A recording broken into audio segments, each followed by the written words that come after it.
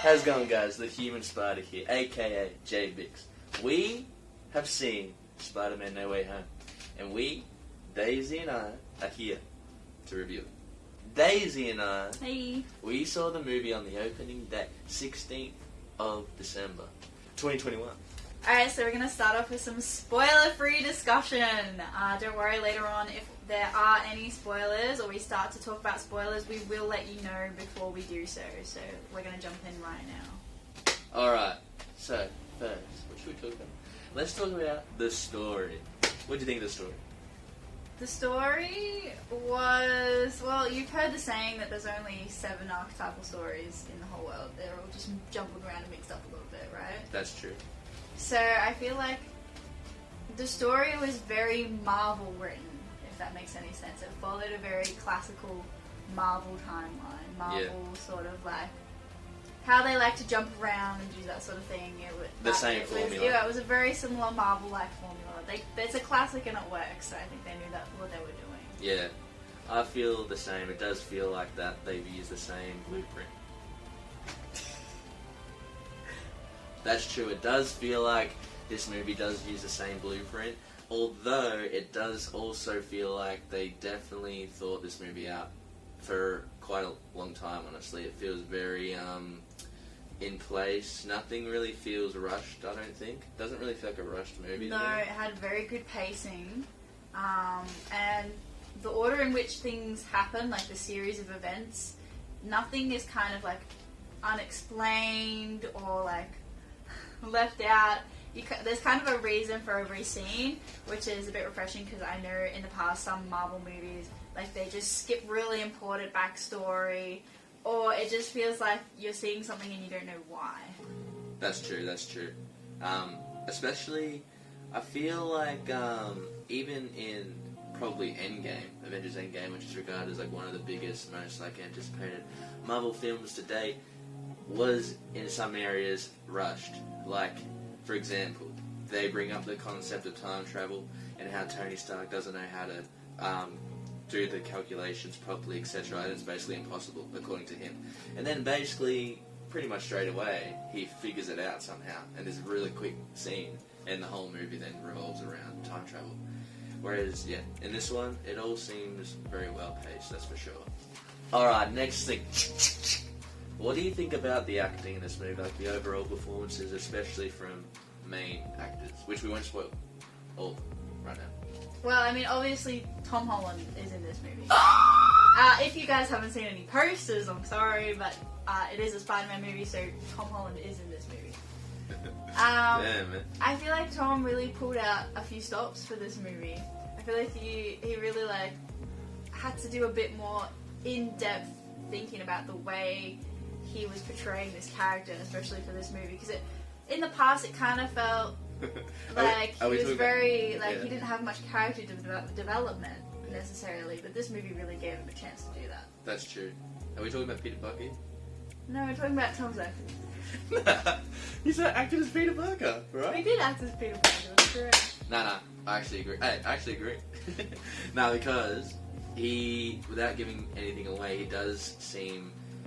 this is like the darkest I feel we've seen Tom's portrayal of Peter Parker Spider-Man out of him in his Spider-Man movies and any appearances in other Marvel movies, for sure. It's his most serious portrayal as this character, and he's just not. Yeah, some of the tone hasn't been seen before in his character.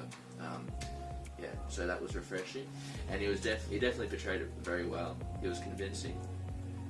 It was actually, yeah, like I said before, refreshing to see a new side, and yeah, so he actually did a very good job overall in the whole movie. I think that I read somewhere that Tom Holland wants to take a break from acting after this. Really? So maybe, I'm not sure if it's just because he kind of came from nowhere, right? He was just a random kid that got lucky and got this role, and it's probably a bit confronting. You know, his developmental years have been spent being this major Marvel character who's had so much hype around him. Human Spider. And like he's in the spotlight now, obviously, with this movie, and it's probably taken a big toll on him. And I don't blame him if he wants to take a step back and go back to somewhat of a normal life and experience things in his own way. I actually remember seeing it for the first time on a news channel, no, not news channel, news show in the morning called Studio 10. And they were talking about this new person called Tom Holland that was, I think at the time, he was actually just confirmed. He'd just been confirmed to be the new Peter Parker. And it was showing him doing, like, backflips in his backyard or, like, on grass somewhere. It's kind of crazy to think that he came from that, like, innocent kid doing backflips on the grass to, like, Hollywood stunts, which I've heard he does most of himself, you know, playing Spider-Man, a very iconic role. Well, what did you think about Doctor Strange in this movie? Good guy. Nah. He was actually really good in this movie, although there were some, I can't say right now because it's in spoiler territory, but there were some particular parts where I just feel either he was out of character or it was a little bit of poor writing from the script writers because, yeah, well, I can't really discuss it further than that. But if you stick around in the video, we will discuss. I think the final thing we can really touch on without giving too much away for the movie is pretty much just like overall visuals for the movie and how the soundtrack was, because I feel like that's very rarely touched on. Yeah, the visuals are actually good. Some parts were actually very, very different, I would say. Well, and similar to some other Marvel movies in the past, but yeah, they're pretty spectacular, I would say. They're pretty on point. Honestly. Yeah, pretty traditional Marvel style to kind of go all out with like certain scenes, and then other scenes it felt very like atypically shot, if that makes sense. Yeah. I wouldn't say, without spoiling, I wouldn't say there's any that are like absolutely like completely like new level. Yeah, there's nothing really gobsmacking, if that makes sense. Yeah, in terms of visuals. It all fitted together well, which like makes the movie run really smoothly, but there was nothing that was like a wow visual moment, if that makes any sense. Yeah. I feel like the tone kind of changes a little bit throughout. Yeah. It's kind of, I don't know, it's kind of like it sets you up for something and then there might be like a joke or something that kind of breaks your ice. Yeah. Marvel's very good at doing that though. That's true. Yeah. But, yeah, I do feel like the tone changed a fair bit. In and out and in and out, like serious and less serious and serious. And, soundtrack. Soundtrack, very immersive, very, again, I just think it matches Marvel style so well. They've just made this soundtrack that gets you in the moment, and like certain sounds you will remember. Yeah. You will remember, you'll hear that and you'll go, oh yeah, I remember that bit. But again, I don't know, I don't think it was anything like out of the ordinary. It was a movie soundtrack. In the end, it did its job. Yeah. It did its job well. It's all basically like, just feels all very well fitted. The whole thing, really. Okay, it's spoiler time. The time has come. Spoiler territory. Click off this video now if you have not seen the movie. And if you haven't seen the movie and you don't care about spoilers, this is a very big spoiler, and I would recommend not watching them even if you normally do. Yeah, don't do it. Oh, alright, you've been warned. Alright, so, Green Goblin. Let's talk about him first. Let's talk about the villains. Villains, we'll start with Green Goblin. I really liked the way they portrayed Green Goblin in this movie, just because, like, you see him at his strongest and you see him at his most weakest as well. And it like really created, I felt really actually quite empathetic for him, because it was almost like, it kind of was reminiscent of like Alzheimer's or something like that. Yeah. Because at one point he was just so strong, like almost undefeatable, throwing Peter through floors, basically. Oh yeah, that was actually awesome. That was insane feats of strength.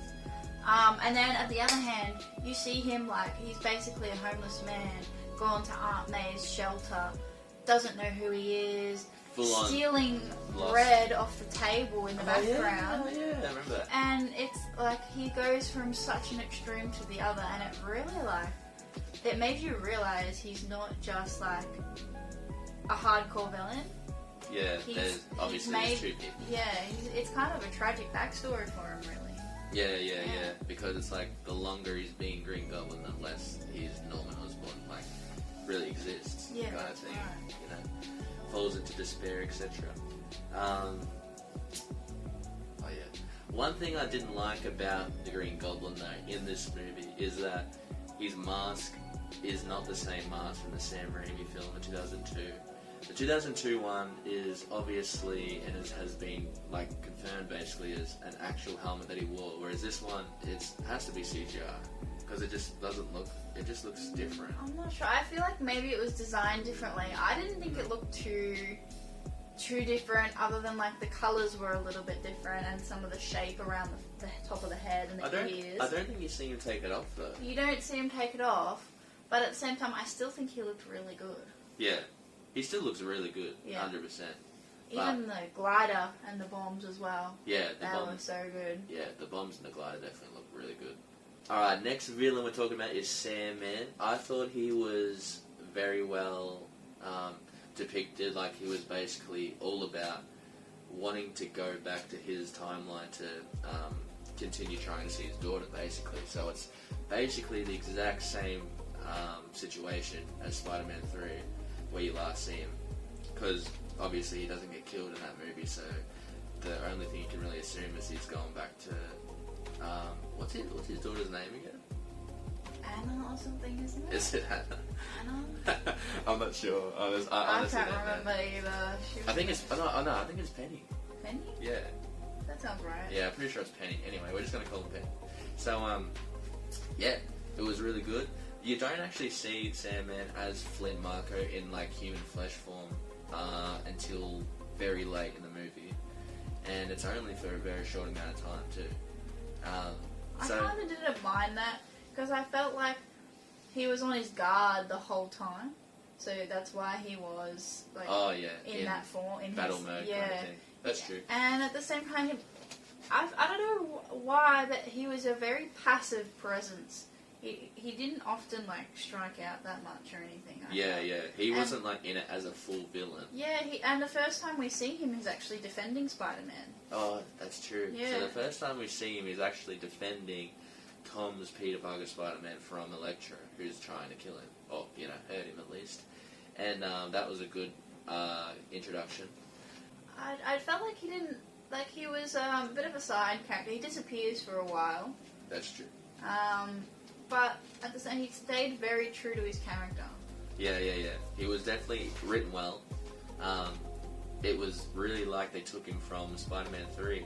I'm actually puzzled in regards to whether Flint Marko in human flesh form in this movie is actually him or not, because he looks exactly the same as Spider-Man 3. So it's like, I don't know if they've taken him from that movie and like reused scenes or like CGI, because he looks very similar, if not exactly the same.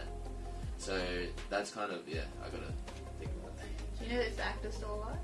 Yeah, I'm pretty certain he's still alive, yeah. Well, they can CGI the actors to look young. Yeah, maybe, well, yeah, that's what they've done with Dr. Octopus, but I guess that's what they did, yeah. But he looks very good, phenomenal, 10 out of 10, in my opinion, because he looks exactly the same. I don't know how I felt about the Lizard being in the movie. He kind of felt a bit weak compared to everyone else. Don't you think?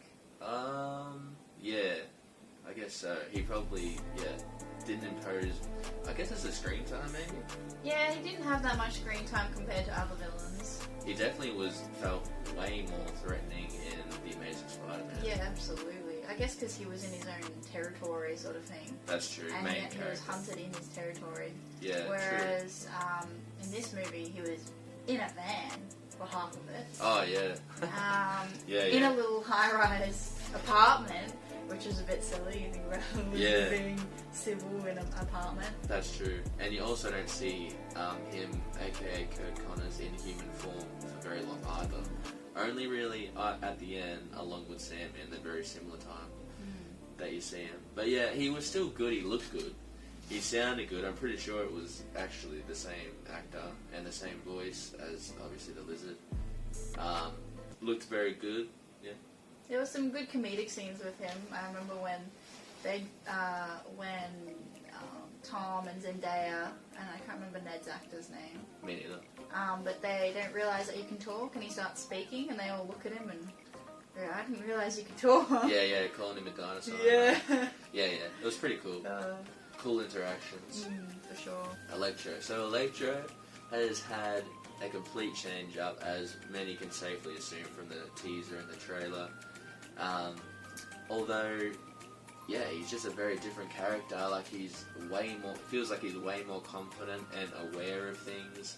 Whereas in The Amazing Spider-Man 2, even though he's super powerful, it does seem like he's very narrow-minded. Whereas in this one, he's like, it just feels like he's a lot more smarter. Yeah. He's a lot smarter, basically. Yeah, even the way he's talked, like the way they've written his speech and the way his, like, mannerisms are completely different. He's very, like, confident, kind of knows what he wants, and a lot more obviously power hungry. Whereas when we see him in The Amazing Spider-Man, it feels more instinctual.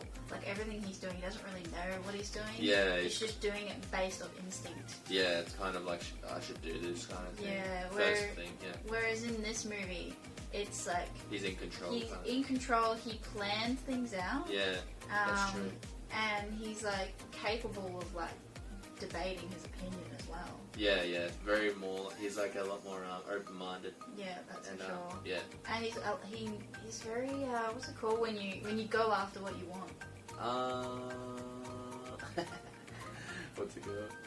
He's very assertive and very very almost greedy. He's almost a lot more greedy in this. I feel like he wasn't that greedy in The Amazing Spider-Man. He was just kind of unlucky. Yeah. Whereas it's like this, a different take. Yeah, he's seeing himself as he has a power that's benefiting him. Yeah. When you see him first, he is referred to as Blue from Tom's Peter when they Zendaya and Ned's character they're asking whether or not that's the Green Goblin, and he's like, no, this guy's Blue. So he is Blue, gaining electricity from the power lines, and I guess that's just what changes him yellow. There's not really that much of an explanation. I feel like maybe the power is coloured yellow in this universe, and maybe he was blue because he just came from another universe where the power is blue. Yeah, that's true. That could be a reason. I don't know. That's speculation on my end, but yeah. He is mostly yellow when we see him in big fights. Yeah. He's pretty sure he's yellow basically from that point.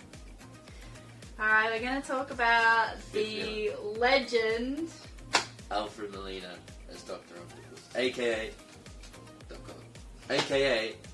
Octavius. No, Otto Octavius. Otto Octavius. So he is so good in this movie. His facial expressions, body movement, line delivery. Yeah, line delivery.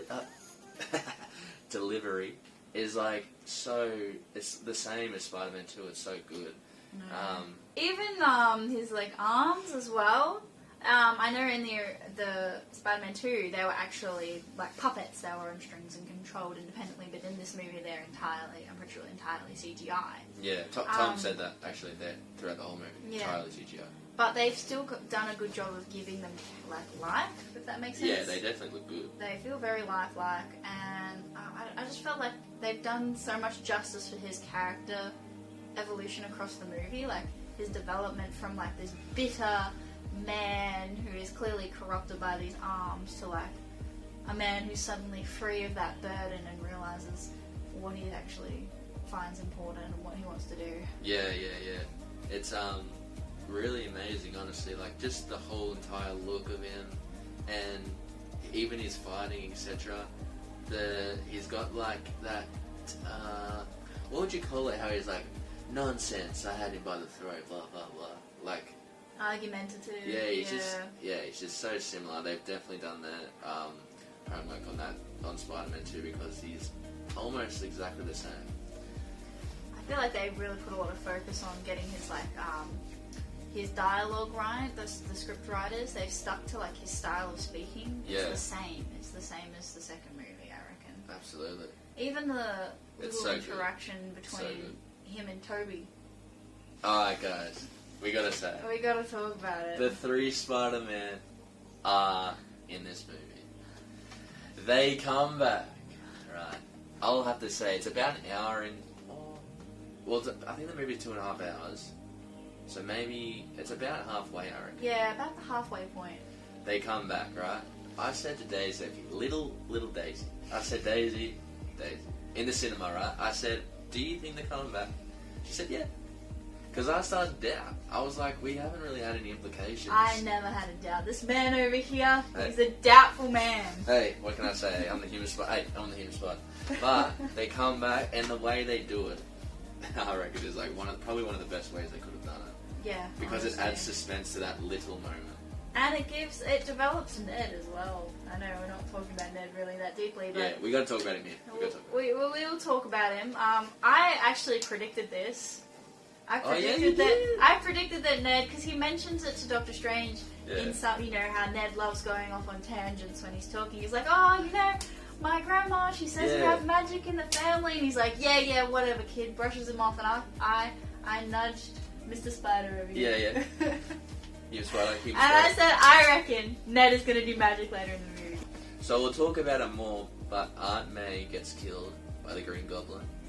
But Tom's Aunt May. And Tom goes away basically, and he can't be found by Zendaya or Ned or anyone. So Ned is basically, from memory, he says like, "Oh, I wish I could find Tom," and throws up his arm, and it starts this little spark of like magic in the air. Yep, it does. And Zendaya, she immediately notices it. Yeah, so does he. And Jay, she immediately notices it. She goes, "Do that again!" Yeah. And then he's like, "I wish I could see Spider-Man." Yeah, and then I think it does like a half circle. Yep. And then he tries it again. He's like, and it does a full circle. And then you see this dark alleyway, well, what it looks like, with just like basically a silhouette with eyes. You can see spider eyes. Now I thought it was Tobey Maguire because it just looked like his Spider-Man's eyes to me, right? It's only for a split second, and the cinema didn't really react. It was just like, it felt like it was just me that saw it. I was kind of like, what? And then it goes back and he's like still doing it, and then it shows it again, and he's approaching the camera, and everyone's like, oh. I am approaching the portal, and then eventually he steps through. Yeah, he just like kind of jumps through. Yeah, and the first Spider-Man we see is the Amazing Spider-Man, Andrew Garfield, and everyone's cheering. Then it kind of dies down because they're like, "Who are you? Who are you? Who are you?" And at first, MJ doesn't believe him either. Yeah, she's like, "Crawl along the ceiling." He's like, "What? Why should I have to do that?" But before that bit, he's like, "I'm Peter," and then he just rips off his mask, and it shows Andrew's face, and everyone's like, "Ah." And I remember that was probably the loudest I got at that bit, because I was just like, what? No way! And because it was kind of, you know, it's been rumoured that they were going to return for about 6 months, I reckon. Yeah, I reckon. And so then this is where the suspense happens, because it's not Tom's Peter Spider-Man. They try it again. Where's like, I wish I could see Peter Parker. Yeah. And then it opens a portal, and there's already someone basically right at the portal with their necks cut off. And they kind of duck down and step through, and you can see it's Tobey Maguire comes back. He was Spider. And he steps through so awkwardly. He's like, "Oh, sorry, I kind of just stepped in. Like you were calling. I heard someone calling my name." Yeah. He's like, there was just a door there or something. He's like, his acting in this. Let's go to Andrew and Tobey now. Let's go. Tobey's acting is just so, again, it's just like Dr. Octopus, it's so similar to how he is in Spider-Man 2, Spider-Man 3. And exact same thing with Andrew Garfield. His acting is like, just the mannerisms, the way he talks, the way he acts, it's so similar. They both, I reckon, I would honestly say for like the amount of time it's been since Tobey's last film, which was 2007, Spider-Man 3, The Amazing Spider-Man 2, which was 2014, I think.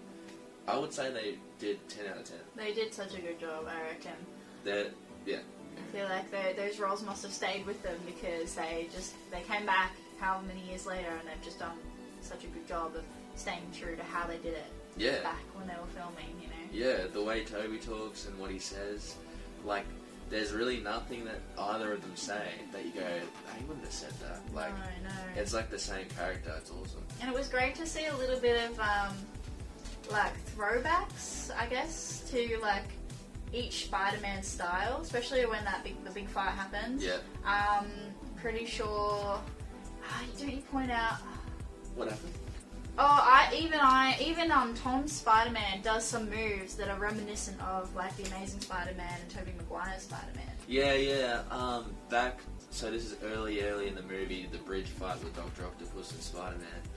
The way he, Spidey kicks off of Doc Ock's chest and backflips is almost exact same as Tobey when he does it to him on the train, and they land the same too, or similarly. Yeah. Same with even some of the webbing that Tom uses. When he's fighting Electro for the first time, he shoots out a bunch of webs. Like 10 per hand or something. Yeah, and then pulls them together, just like how Andrew Garfield's Spider-Man does when he's trying to reconnect the currents.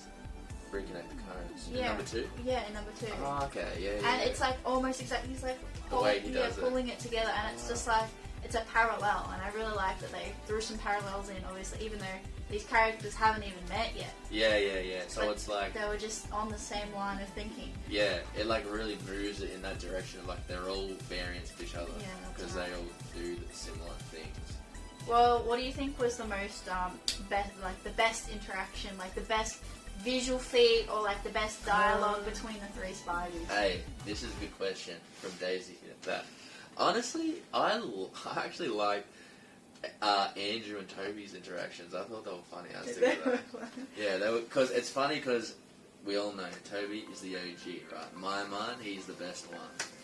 Although he's not the tallest. No, Andrew's the tallest. That surprised me actually. I thought he might be taller. Yeah, Andrew obviously is he's a lot taller. So it's, I don't know, it's just their interactions. They're very funny together. They're just anytime they're both talking, it was just like it was just a smile on my face because they're just funny as. I think the best interaction was when they finally figure out their teamwork and they swing off each other around the Statue of Liberty. Oh yeah, that was cool. just like, yes, they finally. All three. Yeah. They swing off each other and use each other to propel one another. I was like, that. That is just when you know they kind of click together. So basically, before that, they were kept stuffing up or something. Yeah, and because Tom, they were so used to fighting individually. Yeah, by themselves. With no sidekick. And Tom pulls them all together and he goes, alright guys, I can help, I'm a part of a team.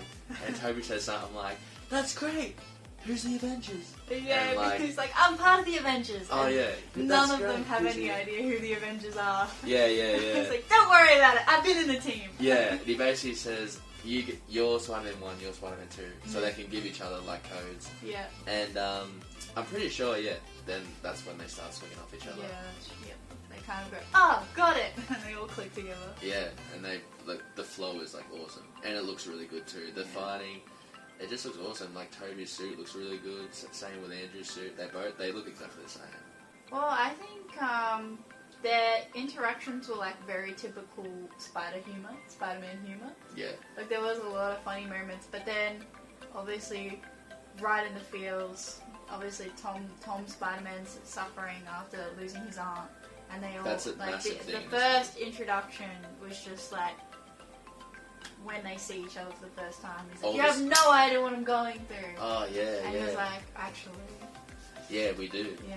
You know exactly what it's like. Yeah. So basically, when they all meet, it might not have been as people expected. It's not like, oh my gosh, oh, the Spider-Man. It's not like the 3, every Spider-Man pointing at them. That meme. Yeah, that it's not like that at all. Yeah, it's more like Tom realizes it's like him from other universes, but he just wants to set everything back because the big thing in this movie, the big plot point is he's trying to undo everyone's bad habits. Basically, yeah, he wants to cure the Green Goblin and like cure Norman Osborn. He wants to fix Dr. Octopus. What the hell? Give me a spider. He wants to fix Dr. Octopus's microchip. Everyone, he wants to undo their superpowers, basically. Well, all the villains. He wants to give them a reason not to be a villain. Yeah, and not have to die. Yeah, that's right, because if they get sent back, they're going to perish, basically. Yeah. So he's giving them an alternative when they go back to not perish. Yeah. But this is the thing, in Spider-Man 3, Sandman doesn't die. So I don't know if this is a different version of Sandman, because... Well, yeah, remember when they're all talking about how they got there? What does Sandman say? I can't remember what Sandman said. Yeah, mate, I think, and even Toby, is that the same version from number 3? Who knows? I feel like, we did touch on this, that I think the villains and the Spider-Men have been taken from different points of the same timeline. Yeah, creating another. Yeah. Oh yeah, so Doc Ock was... Well, I feel like that's getting a bit too complicated if we go into that. But what did you think of? I feel like one of the most emotionally moving parts of the movie was when Andrew's Spider-Man saves Zendaya. Saves MJ. Oh, that almost brought tears to my eyes. I had to hold him back, no joke. Legit, when so Tom dives up. So first of all, in the official trailer, when Zendaya falls, it's all slow and kind of isolated, whereas in the movie, kind of like, boom, it's happening, she's already falling. Yeah. And I was kind of like, oh, this scene's happening. Tom goes to catch her, and he's almost there, but then the Green Goblin comes in the glider. Snatches him up. Snatches him, she continues falling, then it shows Andrew noticing. And he saves her, easiest part. But then, when he stands like up the ground after he saved her, as he's holding her, he says, "Are you okay?" And he's about to, well, he basically is crying, trying to keep it together. Yeah. And it's definitely very well done. Yeah, MJ notices. She's like, "Are you okay? Because like you don't look okay." And Yeah. But she doesn't say it like that though. She's just like, "Are you okay?" Kind of. Yeah, because she's clearly thinking he doesn't look quite right. Yeah, and I think he just like nods. Yeah, he says, "Yeah, I'm okay." Oh yeah. He's like choked up. He's definitely not actually that good. Yeah, so this goes into what it would have been like if he did save Gwen in The Amazing Spider-Man 2. That scene, yeah, that was 10 out of 10. The way it was done. That was so... I love that he got a little bit of redemption. They gave him a redemption. Yeah, and another thing is, as they're talking to Tom, as Tom's trying to say, like, just go back to your own timeline, I'm going to send it all back, they convince him not to because Andrew talks to him about how in his own timeline, he got bitter, started not pulling his punches and basically, like, getting aggressive and stuff like that. And that's basically where he's at, his character. And, yeah, it was interesting that we got a little snippet into that. I wonder if they put that in because some of the movies got cancelled that Andrew was supposed to be in. Maybe it was about him getting bitter and finding the light again. Yeah, that would have actually been cool. That probably would. Yeah, maybe it would have been that. Yeah. Maybe the symbiote would have been in that one. Speaking of symbiotes, do we want to talk about the after credits scene with Venom? Yeah. Hey, let's talk about it. Take it away. Well, obviously, if you've seen the Venom movie, Venom Let There Be Carnage. Yeah, you'll know that the after credits scene is Tom Hardy, Eddie. He's on vacation, and then suddenly everything changes. Everything changes. And he has no fucking clue there's someone else in his room, whatever, it's kind of just left like that. Well, it continues on in the after credits scene of Spider-Man. Yeah. Wait, you forgot that he sees Tom on the screen too. Oh, that's true, he does see Tom, but it's not really touched on in the after credits. No, I'm just saying in the original cutscene in Venom Let There Be Carnage, he does see Tom on the screen. He does see Tom. So that's like the big point. It's a big hint that they're suddenly in the same universe. Yeah. Whereas before they weren't. They weren't. So this after credits scene, Eddie, he's at the bar, he's clearly had quite a few to drink, and the bartender is like tired of his shit cleaning glasses, and he's like, alright, tell me again, what happened? And then he just terribly recounts what the bartender has already told him. He's like, yeah, okay, so there was a purple alien. Thanos, obviously. Obviously Thanos. Yeah. And the world is basically kind of run by a guy in a metal suit. Obviously Iron Man, but the guy in the iron suit died. And like he's just terribly recounting all this information that he has no concept of because it hasn't happened in his world. Yeah. And just as he's about to pay his bill, because the bartender's clearly tired of his shit, he's like, yeah. pay your bill! And get out, He's like, stands up, and I'm pretty sure Venom is controlling him at this point. He's like, you're drunk, Eddie! Oh, yeah, saying he's drunk, and then he starts basically... I think that's basically it. Yeah, he starts fading back to his universe. Yeah, because it gets like resolved at least momentarily, as we know. And the bartender's like, and he's gone. And then, but right before the scene ends, we see a bit of the black symbiote still on the desk or still on the table. On the bar. Yeah, the bar table. The bench. Yeah. The bench. The bar bench. The bar bench. Meaning that there is a possibility, if there's an Eddie Brock in that universe, that Venom could arise, or if it attaches to Spider-Man, that's true. The black symbiote Spider-Man. Not to mention as well, at first we just go, oh, it's a bit of unmoving black goo. But then it twitches and it starts moving. Because you were saying it's a symbiote, I'm like, are you sure? Yeah, you were like, it's a black goat. Yeah, because it didn't look like it was moving. Oh, like it didn't even look like it, but I was like, why would it be zooming in on anything else? Yeah, exactly, of course. So yeah, and then the second after credits scene. Oh, well, I don't know. It was a bit of a dog move, I reckon, making that the second after credit scene. Why? Because it just felt like a trailer. Yeah. It was just basically a short 15-second trailer. Of Doctor Strange for the new Doctor Strange movie. Which it does look pretty good, but I wanted to see more Spider-Man content. Yeah. I'm here for Spidey, show me Spidey. Yeah, exactly. Okay, so big thing in this is there is a big death, and it is of Aunt May, and which we touched on earlier. We'll explain it now. So basically what happens is, isn't it in the hotel lobby thing? Yeah, it's in the lobby of Happy's apartment. Oh, yeah. Happy's apartment. And I can't really think of like how it happens, but basically the Green Goblin and Spidey are fighting. Oh no, that's when he's putting him through the floors. Yeah, that's right. That's right, when Norman changes. Oh, yeah. And he gets this big Spidey sense something's wrong. Oh, yeah. And there's like a good, maybe 20 seconds? I reckon there's 20 seconds. We're going to have to see the movie again, because it's a very good movie. I don't know. I'm remembering it better than you at this point. There's a good 20 seconds of Tom. It felt like the camera was attached to his chest, because it was just following him around, so focused on him, and everything else was very like blurred out, not in focus. Can I just touch it real quick? Yeah. Basically everything's fine, and then, boom. He's just sensing something is going on. Spidey tingles going on. Yeah, so everyone's asking, Peter, you alright? And he's like, yeah, but wandering around. Yeah, like, and he's very focused, just like thinking. Trying to figure it out. Yeah, keep going. And then. Oh, yeah, and he webs the Green Goblin's. And what did he say? He's like, hell of a sense you've got there. Yeah. Or something like that. And he's changed to the Green Goblin. Yeah, that's right. Suddenly. And, what happens then? Like, what they happens? They start fighting. Basically, really? Yeah. Oh, yeah, okay. Well, Aunt May goes to get the Aunt May's serum. Yeah. So anyway, it transitions to the. We won't explain like the entire like. No, not the whole scene. Yeah, not the whole scene, but they're in the bottom. Yeah, eventually they get to the bottom floor. JFK and his news crew are out there. They say the bugle that. Yeah, we got him this time, boys. Yeah. And yeah, Green Goblin's flying around in his glider without the mask. We have to talk about right at the beginning. You see Norman in an alleyway in like broad daylight, and the mask is like on the corner of like a dumpster, and it's basically talking to Norman. And he grabs a rock and smashes the mask. So from that point, you never see him wear the mask again, which is yeah, take it as you want, but it's kind of pretty cool. But he smashes it because it's in his head and that.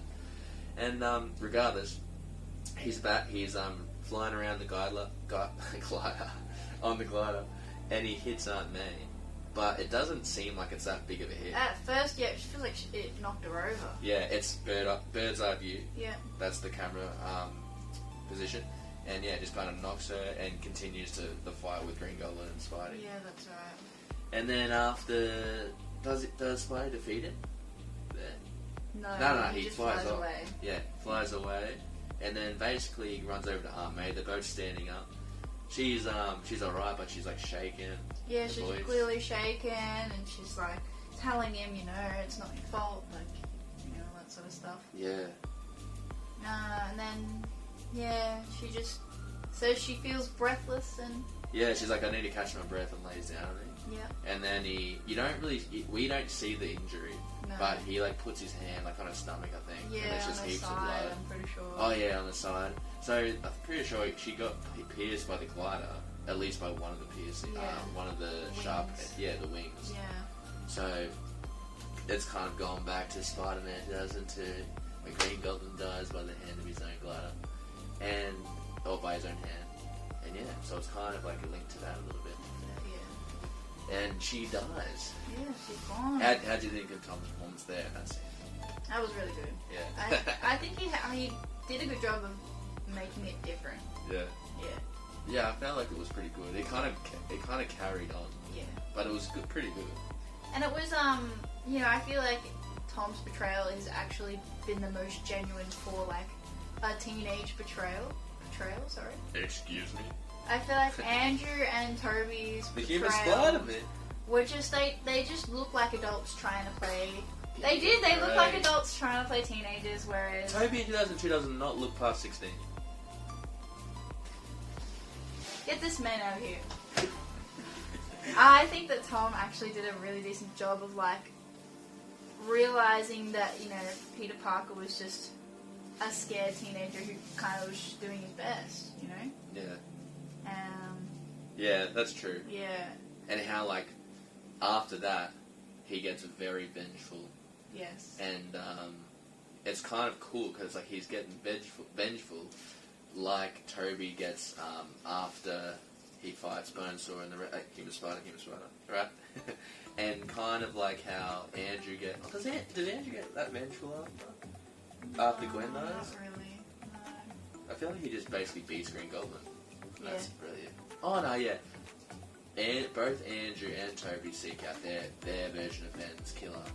And Andrew kind of, that story subplot kind of just dies off. Yeah, he doesn't really pursue it. He kind of realizes that it's silly. Yeah, I guess so. Whereas Toby goes all the way through. Yeah, he just keeps going. And he finds him. So yeah, it's kind of a cool intro at that time because Tom doesn't really know what to do. He's just got, while he thinks he knows what to do, it's just all about, I'm going to destroy Green Goblin when he finds him. But they come and, like, you know, help him out.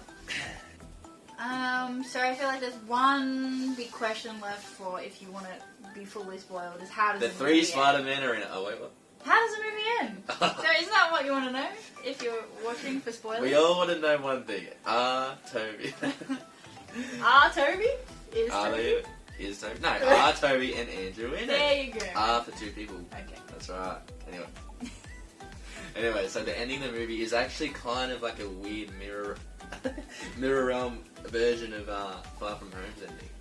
Everyone now knows his identity, and now this version is no one knows. Yeah, nobody knows him. Not even Doctor Strange.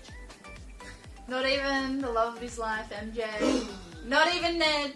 Not even Ned. The Chatterbox Ned. No one can remember anything. I assume that this spell. That's how it happens. It's through a spell. Yeah. Courtesy Doctor Strange. Yeah, he just has spells. Yeah, he can just do anything apparently.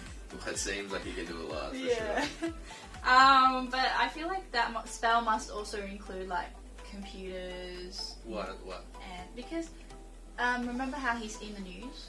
Yeah. Can't people just look at the past news articles? Oh, films yeah. Of him? True. How so it doesn't go. It must not just alter memories. It must also alter like databases. And, and Spider-Man USBs. Yeah, for sure. Yeah. No, that's actually true. Yeah. And especially like MJ and Ned would have had like text messages with Peter and like all this stuff, so it was just deleted. They would have had them saved as contacts. Yeah.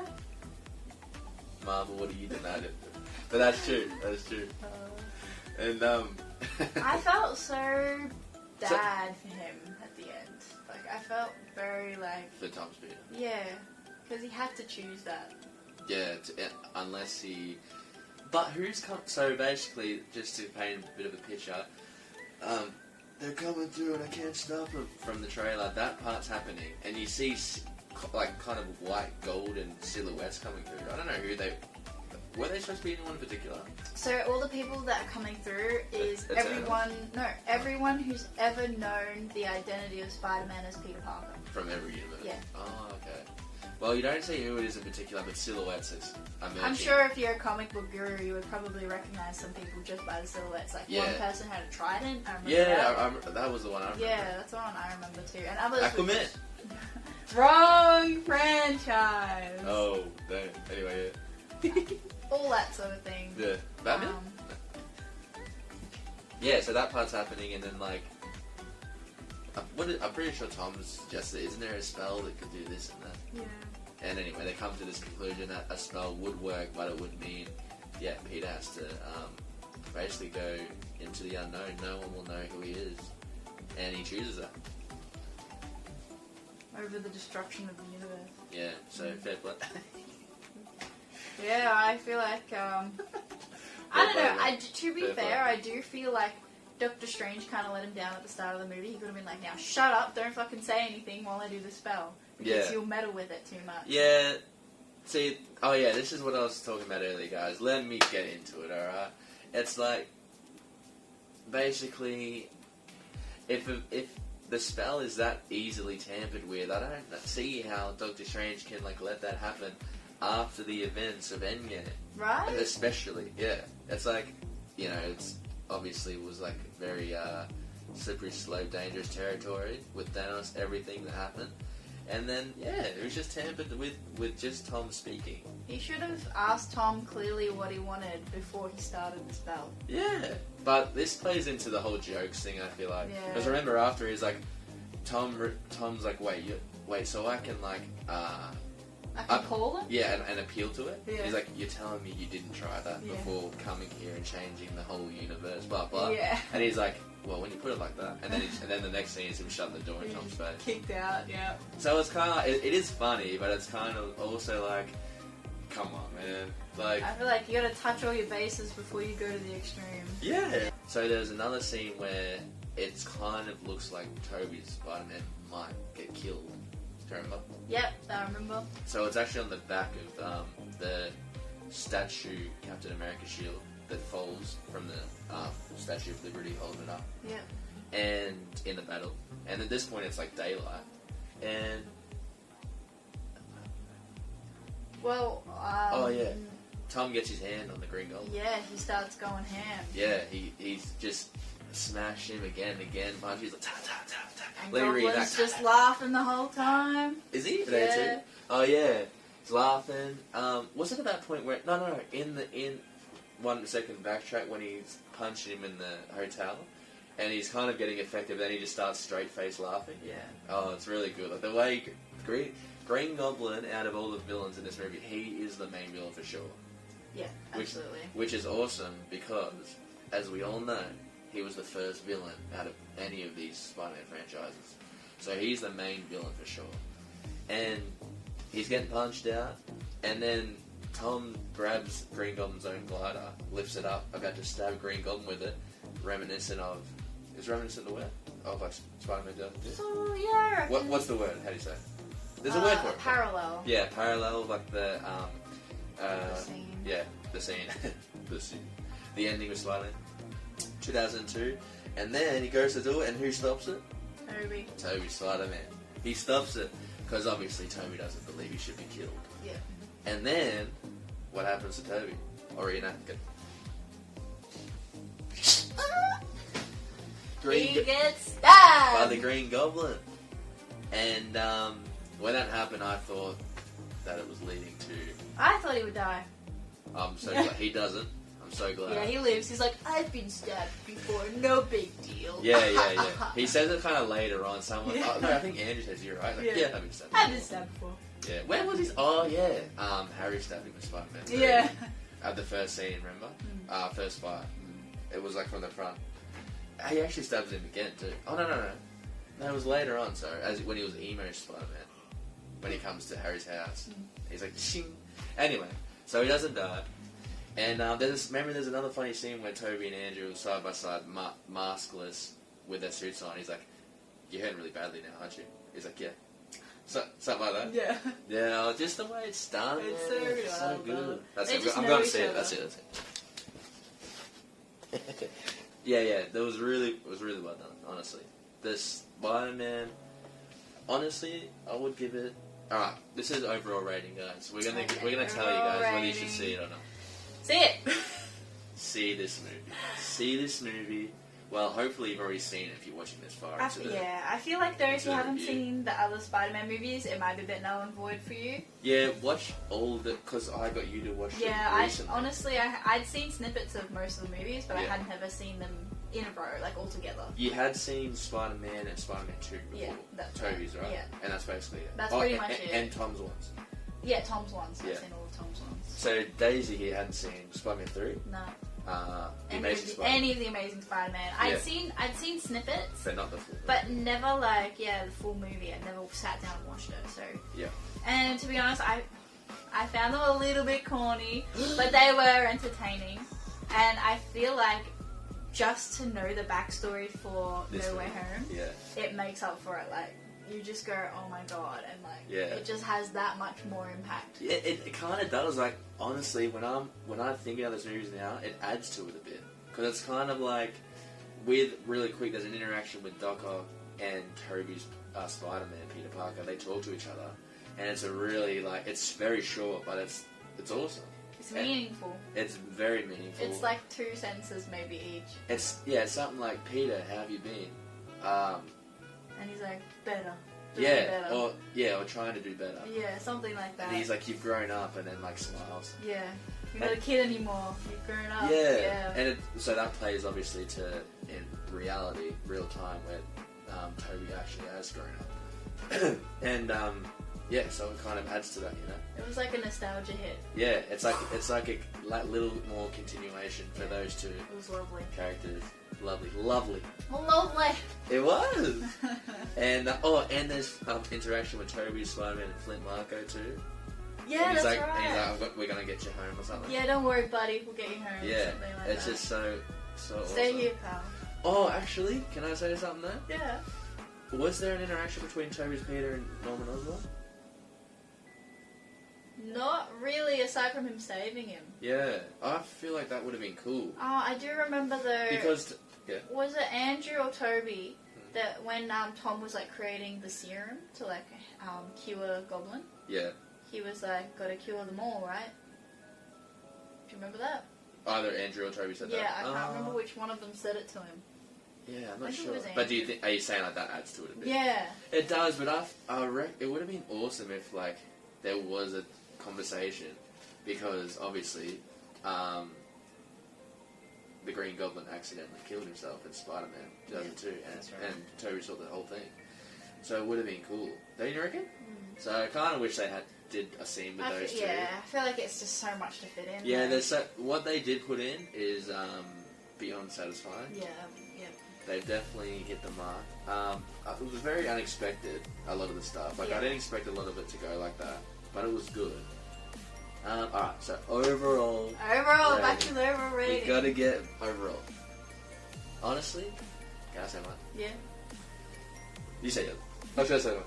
I'll do mine first. I'll do mine first, you can have a think. Actually, how about we go 3, 2, and we'll put on, like, in numbers. Okay, alright. You ready? 3, 2, 1. We're the same! Yeah, I reckon it was probably 9. 9, because 10 is a perfect, and perfect doesn't exist.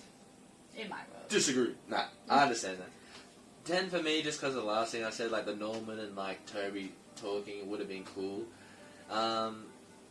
I felt, like, you know, the Lizard and Flint weren't really that much of a character. They weren't really necessary, but I feel like they were there more to like create a group mentality sense with all the villains. Yeah. And they were like, it was like swaying between, you know, most of them agreed that like, yes, alright, we don't want to go back and die, so we should work together. Yeah, and Flint was like, no, I want to go back. Yeah. Yeah. But the whole, you know, the opportunity of the Sinister Six, you know, I feel like they could have done it. Come on. Maybe it's wishful thinking, but I feel like they could have still, at least for a bit, had the Sinister Six versus all 3 Spider-Man.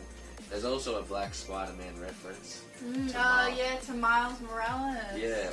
What happens again? So they finally take away Electro's powers, and he's talking about, I thought you were black, basically, he says to Andrew. Oh, yeah, because he hasn't seen him with that mask, And then he goes, sorry. somewhere out there there's Sorry about that. Oh, yeah, the first he says sorry about that, and then Electro says, well, it's alright, I'm sure somewhere out there there's a black Spider-Man. Yeah, which obviously references Miles Morales. Which I don't think he's ever seen in the movie. No. Yeah, which I thought maybe, I guess. If I looked back at the credits, you know how the credits were animated at one point? Yeah. I feel like maybe he's in there somewhere. Oh, maybe, yeah. But I wasn't really looking that hard. Yeah, me neither.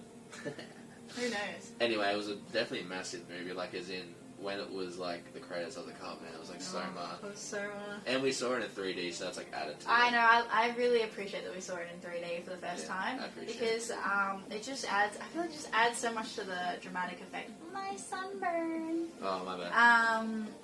Yeah, my bad. Yeah. Whereas when we watch it a second time, we're gonna not be like paying so much attention to the plot. We're gonna be looking for the little details. Yeah, so yeah. it'll be easy to do that. Yeah, I definitely feel like there's things we missed. Yeah.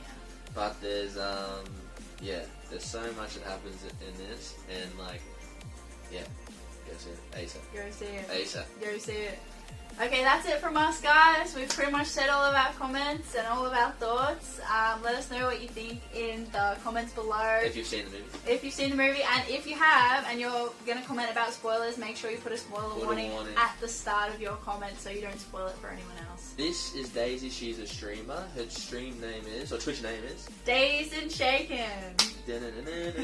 All her socials will be in the bio. Thanks for watching. Subscribe. Make sure you like, follow, comment, share with friends.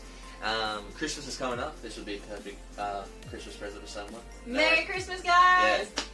And we'll catch you in the next video.